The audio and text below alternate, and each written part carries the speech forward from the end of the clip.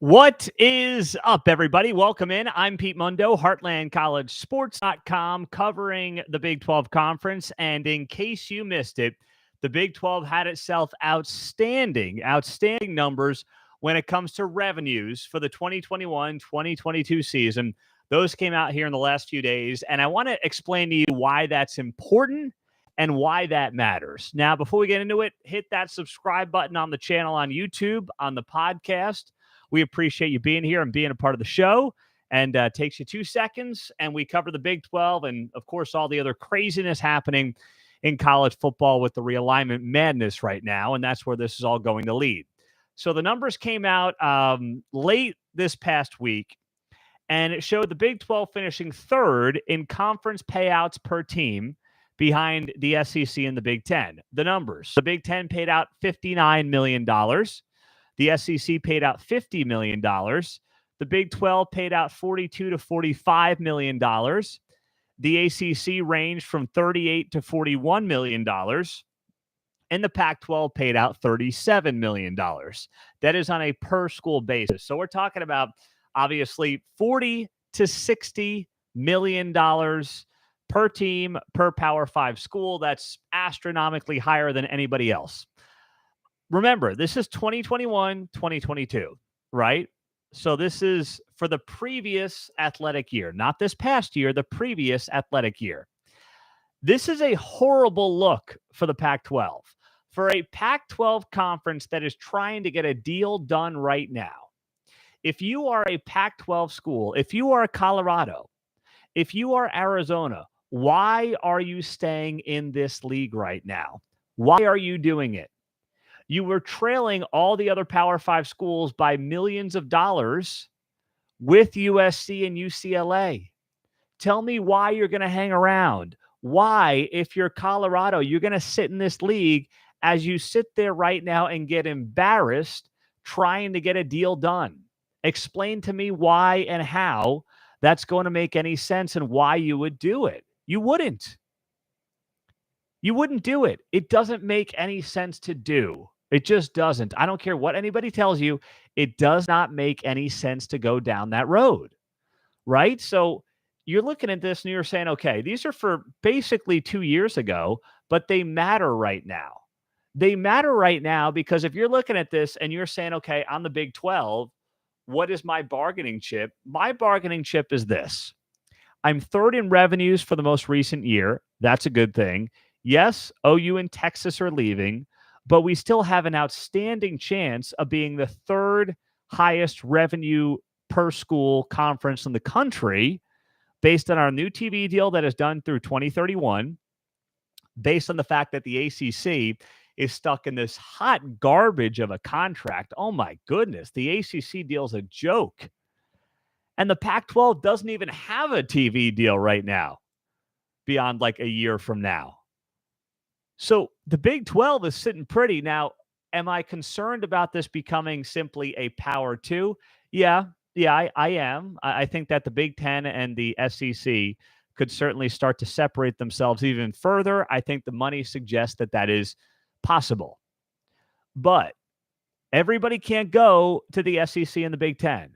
The SEC at some point has to say, we're going to add Clemson. Like, we would add Clemson. We'd add Florida State. Are we insane?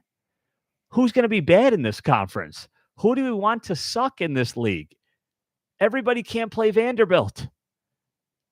So if you're the SEC, there is not a lot of incentive necessarily to expand unless your attitude is we don't want the Big 10 to expand into Florida and our country with Clemson, Florida State, whoever else.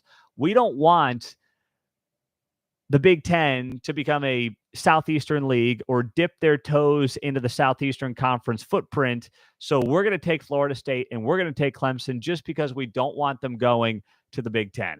I suppose that's possible, but at this point, I don't think the SEC needs it. I really don't.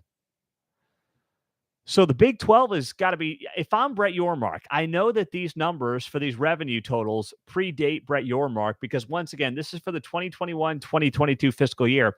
I am taking this chart That shows the Big 12 third in revenues behind the Big 10 and the SEC. And I'm sharing it with Colorado, Arizona, Arizona State, Clemson, Florida State, whoever wants it in a Power 5 conference, I am sharing it with.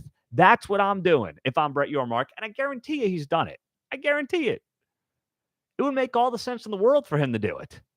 Right? I mean, here he is on the verge of potential expansion. And now you get these revenue numbers that show you're in a very good position. Brett Yormark is. He's in a great spot. So you're looking at this and you're saying, yeah, you'd love to be closer to the SEC and the Big 10. But in the end, in a dog-eat-dog world, in a zero-sum game, and that's what big-time college sports is, it's a zero-sum game. It has to be. Right? There's only so many Power 5 schools. If you advance, if you benefit, if you expand, somebody else is losing. That's how it works. That's how it has to work. There's no other way for it to work. So if you're Brett Yormark, you take these numbers and you run with them. You do cartwheels with them. You go out there and you say, we are third right now in revenues in the Big 12 behind the SEC and the Big 10. And guess what? I know we're losing OU in Texas. But the data would show, the contracts would show we are in as good a place as anybody right now. And that's exactly what Brett Yormark is probably doing. So there is so much happening right now, but that little piece of news that broke late last week, don't overlook that. Don't overlook the Big 12 coming in third of the Power 5 conferences when it comes to television revenue on a per school basis. That is a very big deal that should in no way be overlooked. No doubt about it. Now, elsewhere, there's some other things happening on this front I want to get into. Nebraska. So Nebraska's Nebraska's not coming back.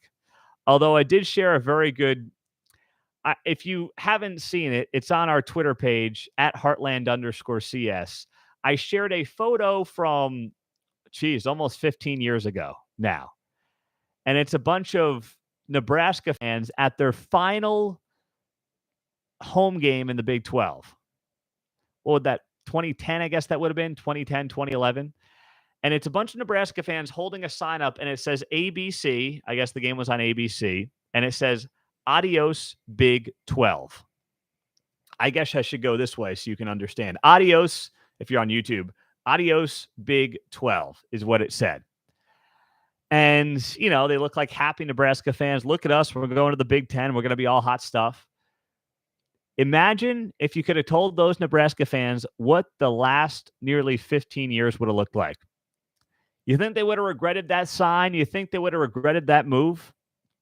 Absolutely. They would have regretted that sign and regretted that move.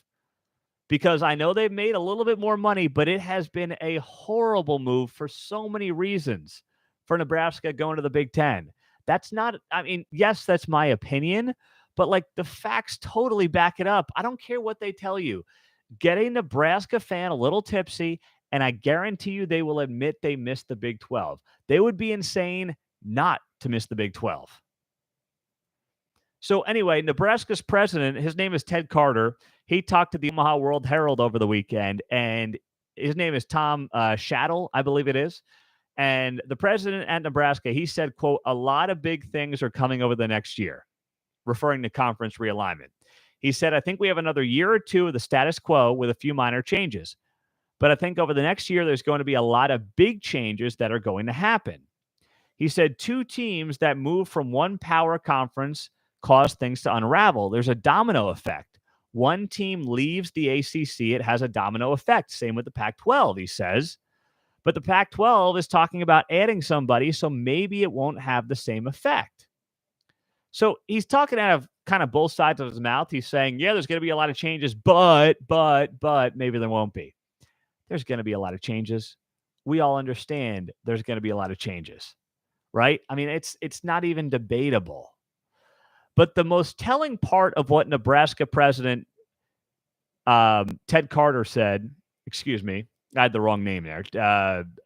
Ted Carter is the president at Nebraska. He talked to Tom Shattle from the Omaha World Herald. So I got the names mixed up there. My bad. So Ted Carter is the Nebraska president. And here's what else he said. This was the most telling thing that he said in this interview. He said, quote, "I'm on several national boards and I get to sit with a lot of top tier presidents. And I can just tell you, this is the conversation that is happening right now, meaning conference realignment is real. And there is a possibility," he throws out there, a possibility of a 48 school super division of college football that separates itself from the NCAA and crowns its own champions. What do you think of that? Do you love that or do you hate that? If you're joining us right now on YouTube Live, that's right. The Nebraska president said that people are talking about the idea of a 48 school super division for college football. This would not apply to every sport, but it would apply to college football. That may be the end game here. I don't know what it looks like. I don't know how that impacts conferences ultimately. I don't know if the conferences go away for football and then there's only conferences for basketball and everything else. I don't know. But I want to get your input on YouTube Live on that if you're watching the show right now, because that seems to me like a conversation that is certainly happening, according to the Nebraska president, and is only going to continue to happen over time. And that's the key here. Will it continue to happen over time where enough presidents and ADs get together and say, you know what? Why are we doing this? Why are we trying to poach teams from A to B and B to C and C to D and, negotiating deals? Let's just make one basically minor league NFL through the college landscape, put this thing together and make it happen. We'll have divisions, we'll have playoffs, we'll make it easy for travel. Forget all this Big 10, Pac-12, ACC, SEC, Big 12 stuff. Just basically a 48-team minor league NFL feeder program for the NFL at the college level. Wipe your hands clean and say everybody's happy.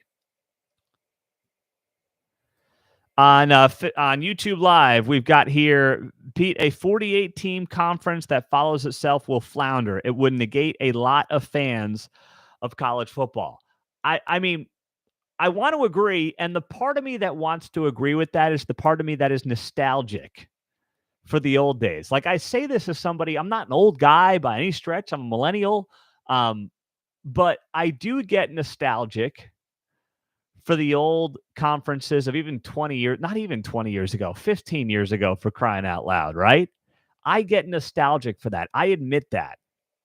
But I'm not sure if a 48-team conference would flounder and turn off college football fans. It's not really a 48-team conference. It's more like a super division is what you want to call it. A league unto itself away from the NCAA is basically what it would be. I wouldn't call it a conference. It's basically its own league broken off theoretically from the NCAA that operates on its own, that crowns a national championship and the whole thing.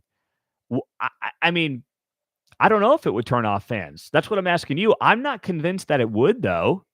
Like, let's just use a school, for example. Let's say Oklahoma State. If Oklahoma State finds itself in a position where it's part of this 48-team super division, and they get to play, games suddenly, not every year, but every once in a while, they're playing USC, they're playing Alabama, they're playing Georgia, they're playing Michigan, Ohio State, Oregon. They're bringing back a game against Nebraska, Texas A&M. It's not every year, but in a theoretical 48-team super division, is that really all that insane? I'm not convinced that it is. I don't think it's the worst thing in the world at all. So I'm looking at this after what I heard from the president at Nebraska in this piece in the Omaha World Herald and saying, why not? Why not? I'm not sitting here telling you it's the greatest idea, but I'm saying the way things are trending right now, with Florida State and half the ACC teams wanting out, with the Pac-12 teams looking to jump ship, is that crazy to think that that is a possibility? I don't think it should be, and I don't think it is. I think it's one of those things that we have to take very seriously and look at it and say, okay, why not? Now, the other game of chess here is Notre Dame. Notre Dame has a deal with NBC that ends in 2024. The Irish currently make $22 million per year from NBC. And how much is Notre Dame looking for? Notre Dame is looking for $70 $75 million a year. That's what the Irish are looking for in their next TV contract after the current one wraps up in 2024 with NBC. Will NBC want to pay that? Now, NBC is now in bed with the Big Ten. The Irish have long been considered a natural fit in the Big Ten anyway. But of course, Notre Dame plays the rest of its sports in the ACC. So I don't know what any of this necessarily means. I'm not going to pretend like I do. But I can sit here and I can tell you that Notre Dame is a school to watch in all this. And no one's talking about the Irish because, they kind of fly under the I mean, they don't fly under the radar, but you know what I mean. When it comes to negotiating TV contracts, we think about the conferences. We don't really think about what is Notre Dame doing and Notre Dame's separate deal with NBC. But don't forget, Notre Dame has this separate deal with NBC. And it's worth monitoring, and it's worth watching, and it will play a big role in the future of college athletics. Do they stick with the ACC? I don't know if their contract allows them an easier out than, say, what the rest of the ACC schools are looking at with the grant of rights. I'm not sure on how that factors in for Notre Dame, but I do know this much. When it comes to what Notre Dame wants to do and what Notre Dame ultimately ends up getting, do I think they're getting $75 million a year for their own programming on NBC? No. NBC has a little bit of leverage where they can say, hey, we've got other Big Ten games now. We don't have to pay you $75 million because you're our only avenue into college football. NBC can play a little bit of hardball. I'm not saying you want to with that brand, but they can. And frankly, if it was up to me and I'm looking at Notre Dame as a stock, I'm not buying Notre Dame stock. I don't know about you, but if I'm looking at the world as it is right now and where things are going in college football over the next 5 years, I am not buying Notre Dame stock. I think Brian Kelly did an outstanding job there. I think he maximized what he could do with the talent that he got.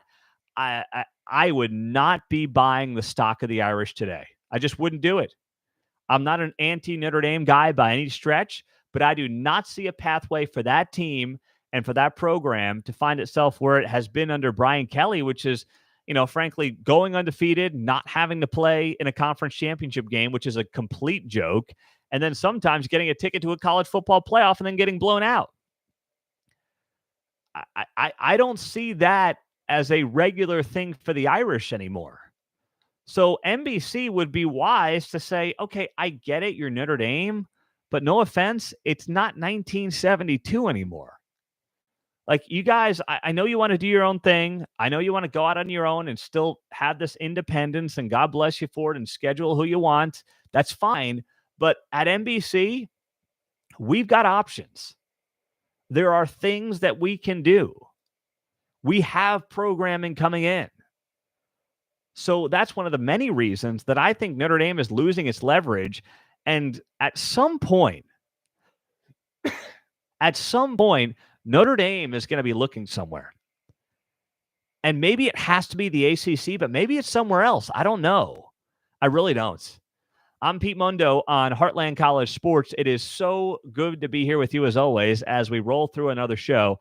I want to remind you, if you are on if you're on YouTube right now, go check out the podcast. Get one of these Heartland College Sports koozies by leaving a rating and a review on the podcast, and send me a screenshot to Pete Mundo, MUNDO, at heartlandcollegesports.com. We'll get you hooked up with a free, the only way to get one, free Heartland College Sports koozie. I got another box of a couple hundred here right next to the studio desk that I want to be sending out your way. So that's how you get involved. That's how you get one of those. Send me a screenshot of your rating and review to Pete Mundo, MUNDO, at heartlandcollegesports.com.